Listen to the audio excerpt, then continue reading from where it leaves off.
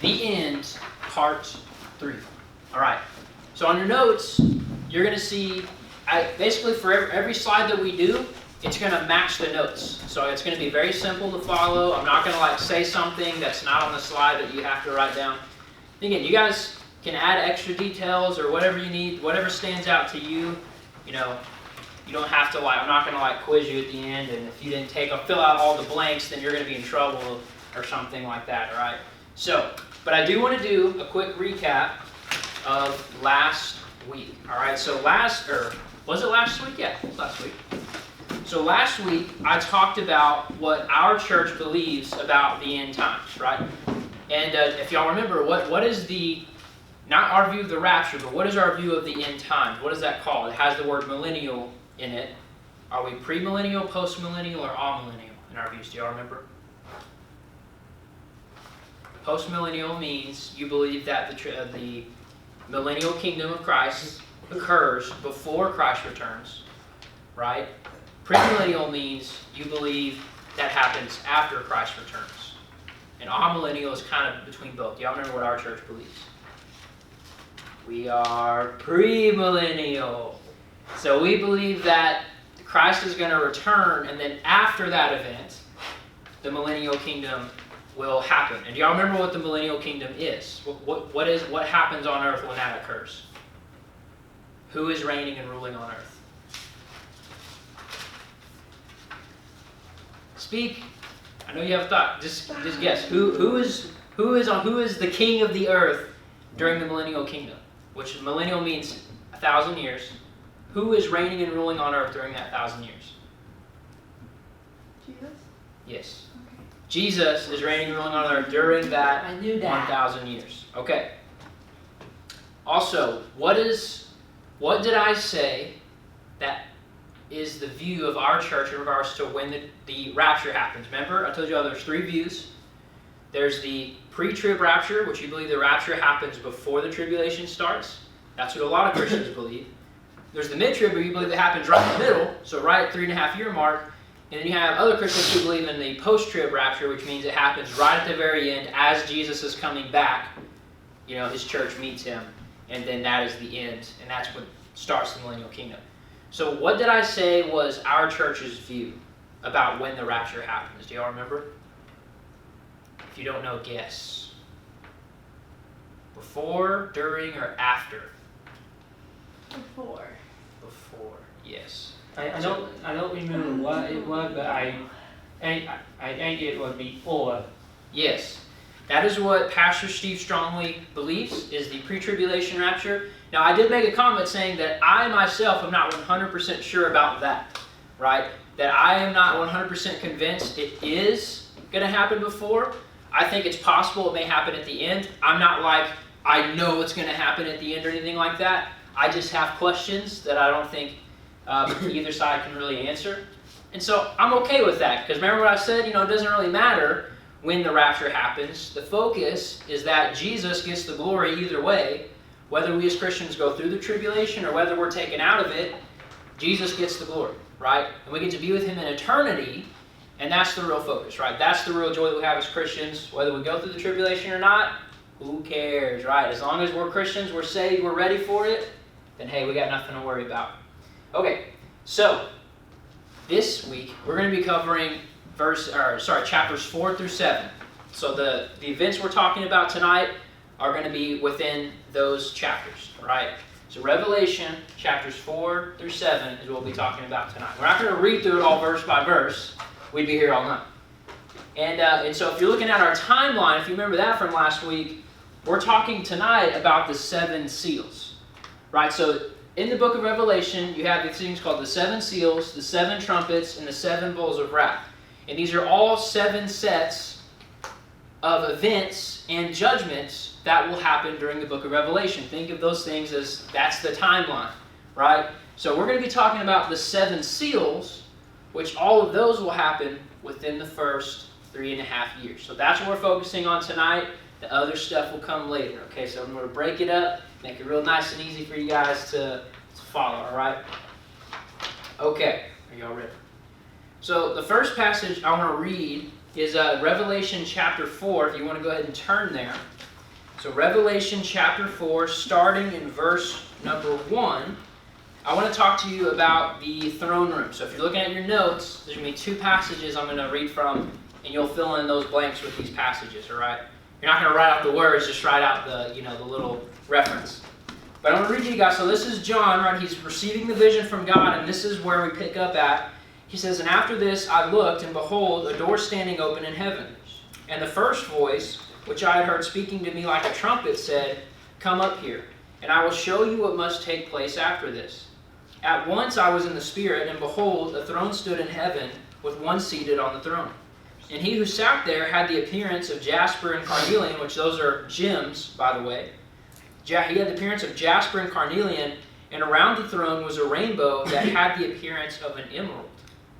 Around the throne were 24 thrones, and seated on the thrones were 24 elders, clothed in white garments, from golden crowns on their heads.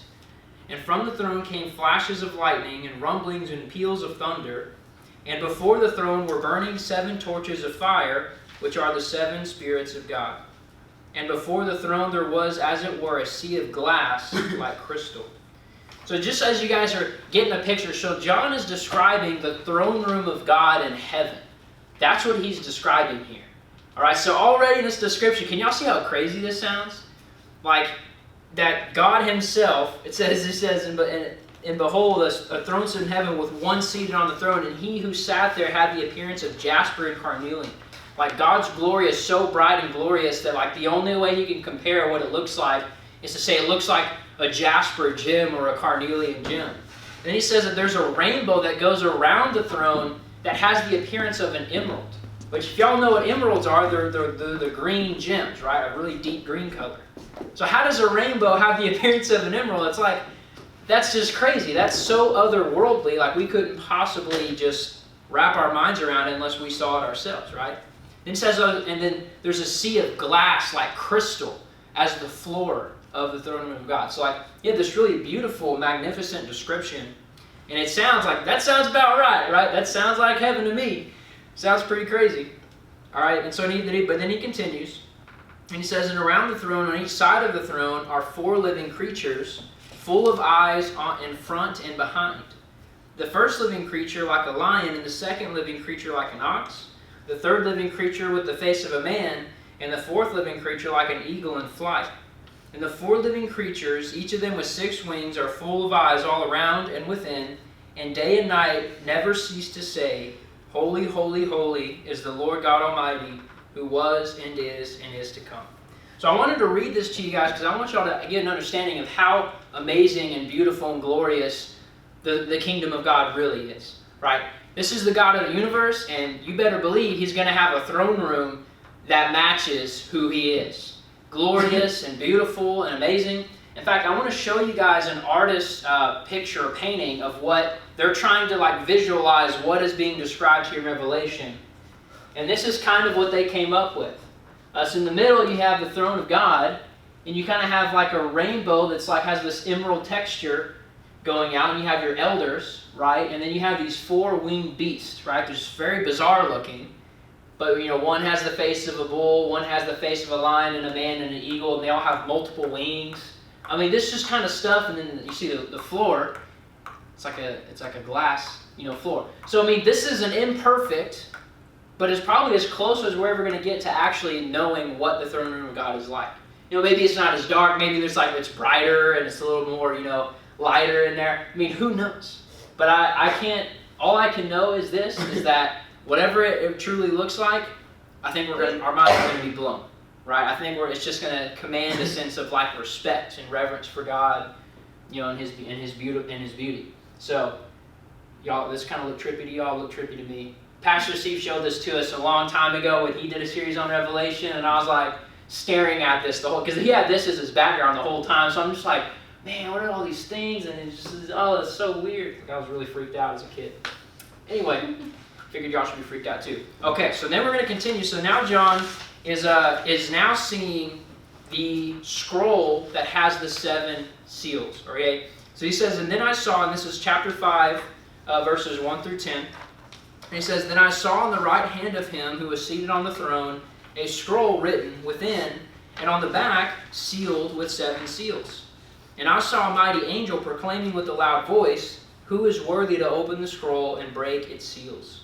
And no one in heaven or on earth or under the earth was able to open the scroll or to look into it. And I began to weep loudly, because no one was found worthy to open the scroll or to look into it. And one of the elders said to me, 'Weep no more. Behold, the Lion of the tribe of Judah, the Root of David, has conquered so that he can open the scroll and its 7 seals.'" And in case you don't know, the Lion of the tribe of Judah and the Root of David, that's referring to Jesus. Right? Those are descriptive names that he was given in the Old Testament. So it's saying that Jesus alone is worthy to open the scroll and reveal to John the mysteries of the end of the world. Right? Jesus alone is worthy to have that knowledge.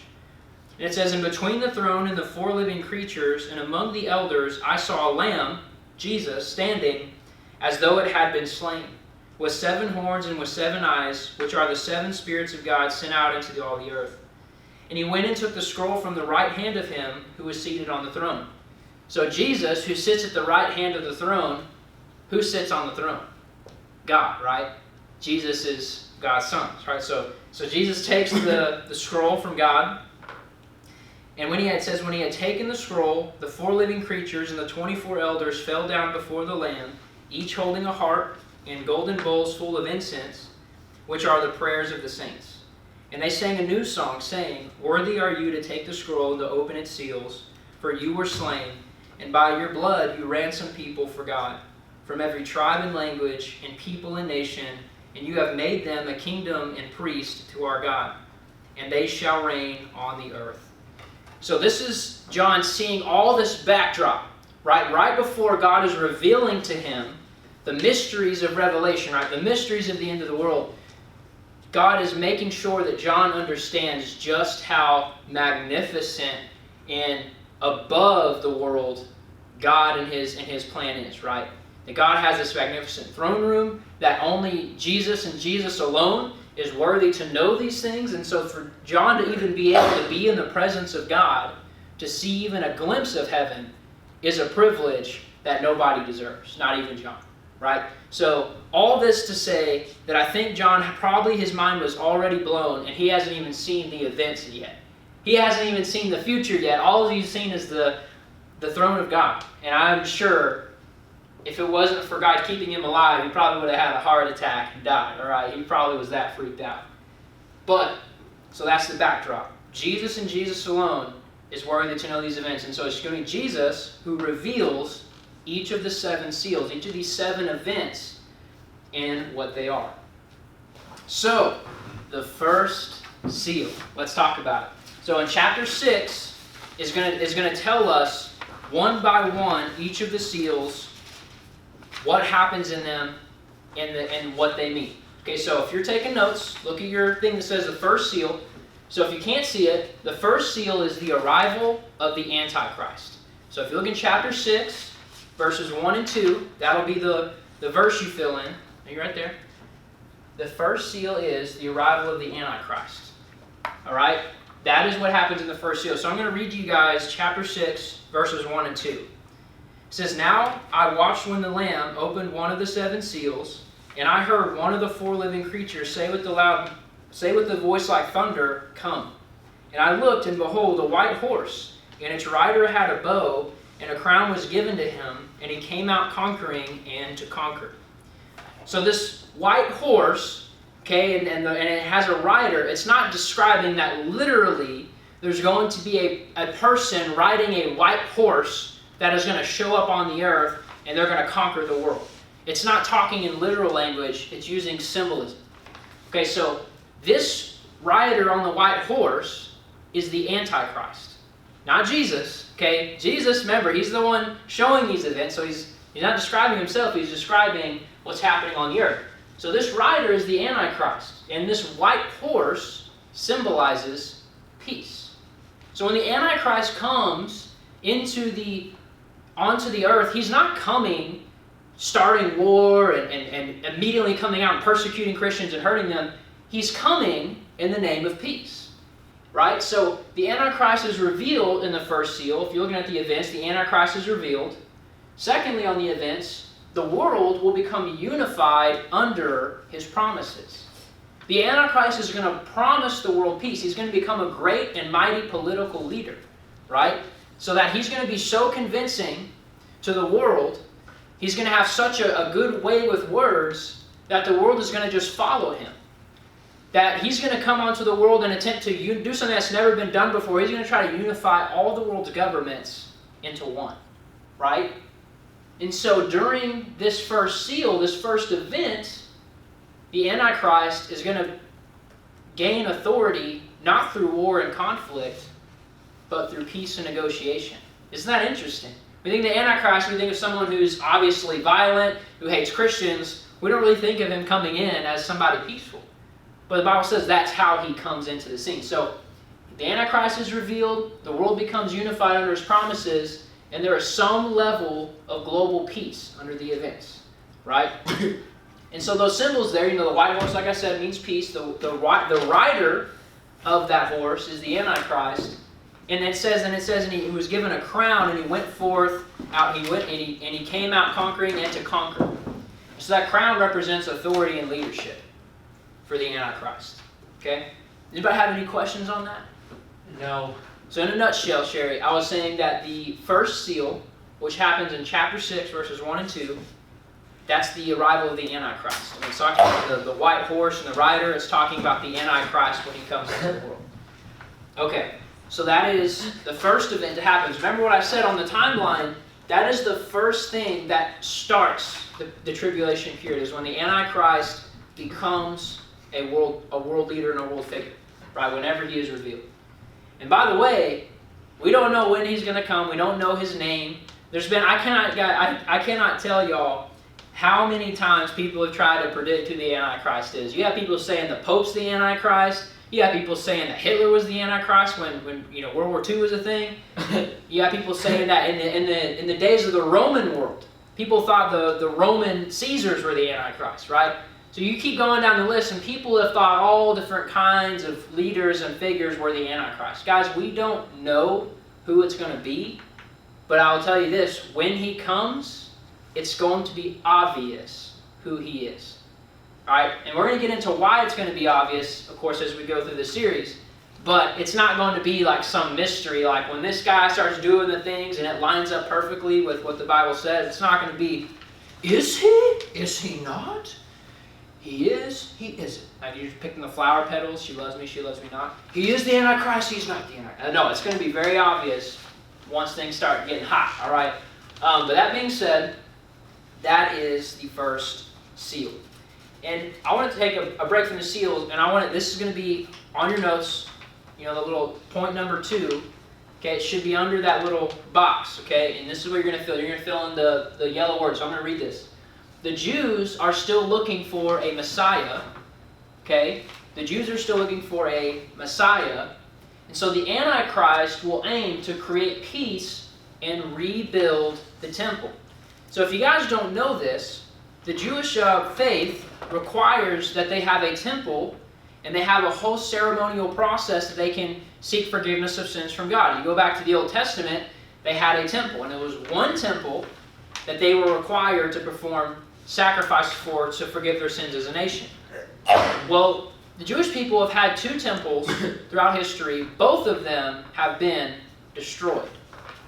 Okay? And both times they've been destroyed was because of God's judgment on the Jewish people for disobeying him. The first time, it was because they weren't following God and they were worshiping pagan idols. The second time was after they rejected Jesus and he died and was crucified and they still refused him. Right? Again, not all Jewish people refuse God or disobey God, but a majority. And so God judged them a second time, and ever since the second time the temple was destroyed, there has not been a temple since then. And now in Israel today, they are trying to find a way to rebuild their temple. The only problem is on top of where the temple used to be, there's now a Muslim mosque. And in Israel, if you guys don't know this, there's a lot of major conflict right now between the Muslims and the Jews. And so any attempt to build a temple would probably result in a civil war in that country. So there's that constant tension. And so Jewish people today who reject Jesus still believe that their Messiah is coming. What they don't understand is Jesus was the Messiah, right? He already came. Well, see, they don't accept Jesus as the Messiah. So they're still waiting on a Messiah. And in their mind, the Messiah is going to be a political leader who's going to free them from all of their earthly enemies. Y'all see how this is a perfect opportunity for the Antichrist to come in with his peace treaties, come in with the smooth talking, and work out a way for the Jewish people to rebuild their temple. Because if you guys know, as we're going to get into, the biggest event, or one of the biggest events in Revelation is at the 3.5-year mark. If you remember your timeline where it says the Antichrist says he is God, that happens when he goes into the Jewish temple and declares himself to be God. It's called the Abomination of Desolation. So in order for him to do that, there has to be a Jewish temple. It doesn't exist right now. And so a lot of people look at that and they're saying, hey, when that temple gets rebuilt, whenever that happens, we can know it's coming soon, right? And even today, there are people in the Jewish government that are trying, that have, it's been said that they have all the materials and everything ready to build the temple. They're just waiting for an opportunity to do it. They've been waiting for decades. So that's very interesting stuff, but in order for Bible prophecy to be fulfilled, the temple has to be rebuilt. And so a lot of people believe the Antichrist, whoever he is going to have a part in negotiating some sort of peace treaty so that that can happen. And so we have to understand as Christians that Jewish people who reject Christ, they're looking for a Messiah, and they're probably going to believe that is the Antichrist. So we have to be aware that as Christians that we are not on the same page with Jewish people as regards to our faith. We believe in Christ, they don't. And so we have to be aware of that and understand that and pray for them, right? Okay, so the second seal. Now we're going to move a little bit quicker now. Okay, so the second seal, I'll find your notes. The second seal is war and violence. Okay, the second seal is war and violence. So chapter 6, verses 3 and 4. I'm going to read it really quick. Here we go. It says, "And when he opened the second seal, I heard the second living creature say, 'Come,' and out came another horse, bright red. And its rider was permitted to take peace from the earth, so that people should slay one another, and he was given a great sword." So now, instead of a white horse, now we have a red horse, right? Again, symbolic. That color red, if you look at your symbols, means war. So the red horse symbolizes war. The red rider is not necessarily, you gotta listen, I'll tell you, okay? The red rider is another symbol, but we don't know the identity of the red rider. So either it's an unknown person, or it's not a person at all. It's personless. It's not meant to be like there's a literal person that comes in and causes war. It could just be war just happens, right? And then the last symbol we have is a great sword that it talks about. And that great sword just simply means powerful warfare. It's not going to be some small fighting. It's going to be big fighting. Okay? And there's two events that happen in the second seal. The first thing is this: peace is broken. Whatever peace that the Antichrist brought into the world temporarily is going to be broken by this war and conflict. And the second event is war and violence breaks out. So there's some sort of like disagreement. Maybe it's, countries rebelling against the Antichrist. Maybe it's like, in the American Revolution, how we rebelled against the British government because we wanted to be free from them. Well, maybe when the Antichrist tries to unify the world, you have people within these different governments like, hey, we don't want to be under the authority of one person. We want to maybe be our own country. So there's some sort of political violence that kind of occurs, and that's the second seal. All right? Okay, the third seal is famine. The third seal is famine. Okay, verses 5 and 6. Let me read really quick. It says, "When he opened the third seal, I heard the third living creature say, 'Come.' And I looked, and behold, a black horse. And its rider had a pair of scales in his hand. And I heard what seemed to be a voice in the midst of the four living creatures, saying, 'A quart of wheat for a denarius, and 3 quarts of barley for a denarius, and do not harm the oil and the wine.'" So, this famine is symbolized by the black horse. Black horse just means famine. So we're looking at the symbols. The black rider, again, it doesn't give an identity for who that rider is, so it's either an unknown person or it's just simply it's a personless event, right? It just, famine is something that happens, so it's not necessarily a person. And the last symbol is those scales that it talks about in this passage. And the scales mean measurement and rationing. Okay, so 3 events that occur during the third seal, right? This famine. So this famine is a shortage that is the result of war. Okay, so the first event is a shortage comes because of war, right? Anytime there is any sort of major war, you look at World War I, World War II, the Civil War, guys, there has always been a shortage of food and water and other essential things because all this stuff is being produced and sent off to different militaries, right? Okay, so naturally, there's going to be a shortage of food and supplies. That's the first thing that happens. The second thing that you guys need to note is this: people can still survive, but at a greater cost, right? People are still able to survive and get by, but at a greater cost. So that little passage there, where it talked about, it says a quart of wheat for a denarius and 3 quarts of barley for a denarius, and do not harm the oil and wine. So historically, right, if you were given, if it cost a quart of wheat, or a quart of wheat cost a denarius, a denarius is the equivalent of a day's wages. So how much you would make in a day is just enough to buy wheat to feed your family, right? The amount you make in a day is just enough to buy barley to feed your family. So it's saying that there's going to be a greater cost to living, but people are still going to be able to survive. And the last thing it says, is luxuries are rationed. If you don't know what the word ration means, it means it's going to be broken down into small pieces and handed out carefully. Okay? So it says in the scriptures, it says a quart of wheat for denarius, 3 quarts of barley for denarius. It says, and do not harm the oil and the wine. People are going to be very careful about luxuries, about delicate items that cost a lot of money. They're not going to go and drink it or eat it all the time. They're going to be very careful. So that's the third seal, is famine. All right. The fourth seal is death and pandemic. By the way, we're in a pandemic. Whoa, are we in the fourth seal? Okay, no, not really. Okay, so the fourth seal is death and pandemic, and let me read for you chapter 6, verses 7 and 8. And here's what it says. It says, when he opened the fourth seal, I heard the voice of the fourth living creature say, come. And I looked, and behold, a pale horse, and its rider's name was Death, and Hades followed him. And they were given authority over a fourth of the earth to kill with sword, and with famine, and with pestilence, and by wild beasts of the earth. Okay, so let's talk about those symbols for a second. That pale horse and rider, it gives you what it is. It's death, right? When a body dies, that body usually becomes pale, right? So this symbol wasn't, super deep. It's pretty, everybody can understand that. The second symbol it gives is Hades. It says, and its rider's name was Death, and Hades followed him. Well, what's Hades, right? If you're into Greek mythology, that's the Greek god of the underworld. Well, in the Bible, the word Hades is used to refer to hell.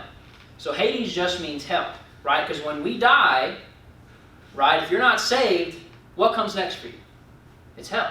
So, right, so hell is a close relative to death for the people who were lost. But for people who are saved, right, it would be heaven. Okay? And so, and it says, so the events that happen, right, is the famine gets worse, pandemics emerge. So diseases happen. So for the first event, famines get worse, and pandemics emerge. It means there's going to be an increase of diseases as a result of this shortage of supplies, food, and goods. People are not able to get what they need, that there's going to be an increase in pandemics. Isn't it just weird how we look at where we're at today when it's like, oh my gosh, we're in a pandemic. That's crazy. The second event is 25% of the Earth's population will die. It says it's going to kill a fourth part of the Earth. That's 25% of the Earth's population is going to die during this time. That is a lot of people. That is a lot of people. So we have 7 billion people in the world today. That's like, I think, 1.5 billion people that would die as a result of this fourth seal, this fourth event. Okay, the fifth seal. I know we're running out of time, but y'all stay with me. I want you to try to get through this. The fifth seal is the martyrdom of Christians. Like, Tyler, that's a complicated word. What does that mean? Martyrdom means the killing of Christians. Christians are being killed for their faith. Okay, so let me read the passage really quick. So chapter 6 and verse 9 says, "And when he opened the fifth seal, I saw under the altar the souls of those who had been slain for the word of God, and for the witness that they had borne. And they cried with a loud voice, O sovereign Lord, holy and true, how long before you will judge and avenge our blood on those who dwell on the earth?" It says, "Then they were each given a white robe and told to rest a little longer until the number of their fellow servants and their brothers should be complete, who were to be killed as they themselves had been." So this fifth seal, right, is talking about Christians are going to be persecuted harshly. They're going to be killed for their faith. So the first event that happens is Christians are killed and persecuted, right? The second thing I want you guys to know under the events is this. It's not just any death, it's death by beheading. In Revelation chapter 20, verse 4, it actually talks about how Christians will be beheaded. Isn't that crazy? We think of like guillotine, that's like hundreds of years ago. But in some way or another, there's going to be a modern version of the guillotine brought back that's going to be used to kill Christians. It's pretty crazy. The third thing on events that you'll want to note is God hears the cry of the saints. God hears the cry of his people in heaven. God knows that they're being persecuted. God's not turning a blind eye to it. He's not ignoring it. He knows it's there, but what he tells them is, wait a little longer, right? The time is coming. I'm going to get my revenge on your behalf. Wait a little longer, right? Because the events aren't complete yet. I'm still giving people time to repent. I'm still giving people time to get right. Wait a little longer, right? And so for the symbols, there's two symbols that are given. One is the altar, and the altar is what it is, and that altar is located at the throne of God. So that's the same throne room that John is at. He's talking about the altar that's in front of it, okay? The white robes that these saints, the Christians, are wearing, that actually represents purity and faithfulness, right? They were given white robes, and what that symbolizes is that they were faithful while they were on earth. They never backtracked on their faith. They never let go of it. They stayed with it, and they were faithful to God all the way to the end. So that's the fifth seal. Okay. The sixth and last seal that we'll be talking about tonight is this. The sixth seal is a global earthquake and shift. It's a global earthquake and shift. Okay, let me read for you about that sixth seal. Okay, it says, when he opened the sixth seal, I looked, and behold, there was a great earthquake, and the sun became black as sackcloth, and the full moon became like blood, and the stars of the sky fell to the earth as the fig tree sheds its winter fruit when shaken by a gale. And the sky vanished like a scroll that is being rolled up, and every mountain and island was removed from its place. Then the kings of the earth, and the great ones, and the generals, and the rich, and the powerful, and everyone, slave and free, hid themselves in the caves and among the rocks of the mountains, calling to the mountains and rocks, fall on us and hide us from the face of him who is seated on the throne, and from the wrath of the Lamb. It's talking about Jesus. For the great day of their wrath has come, and who can stand? Okay, so what you guys need to know about this sixth seal is that it's possible that this is talking about a literal global earthquake, right? So for the first event, you can put a global earthquake comes, then if you want to put in brackets, possibly a political shift. So we know that the book of Revelation uses symbolic language. What a lot of people have looked at this passage and said is this isn't describing a literal earthquake. It's talking about an earthquake in the political realm. There's massive upheaval and there's massive change that happens, right? Where this turmoil, this kind of political chaos that's going on, that it's going to be changed. There's going to be corrected. That big people are going to fall and be thrown out of their positions while others are going to come in their place, right? So for the first event, a global earthquake comes, and you can say possibly a political shift. That could be what it's talking about. The second event is the sun and moon are blocked out due to the ash from eruption. It says that the sun becomes black like sackcloth and the moon becomes blood. case you guys don't know this, when a volcano erupts due to an earthquake, oftentimes the ash in the sky, one, it'll block out the sun, and sometimes the moon will actually appear to have a blood-like appearance because that ash distorts the color as it's traveling through the atmosphere. It's pretty crazy stuff. The third event is this. People recognize the judgment of God. Right? People know whatever it is that happens, whether this is a literal earthquake or this is a kind of a political overthrow or whatever it is, people recognize it that this is the judgment of God.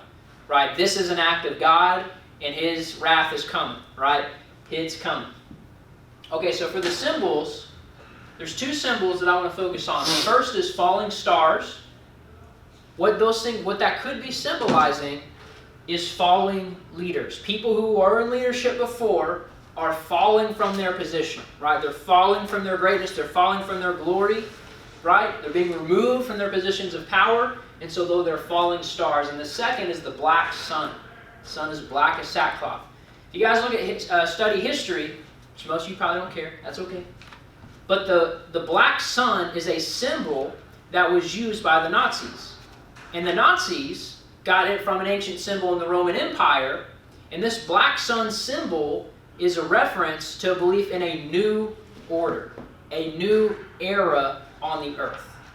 So the black sun symbolizes a new order. So if you ask me, I think it could be both. It's probably talking about something in the political realm where the Antichrist is able to overthrow his opponents and enemies and gain ultimate power.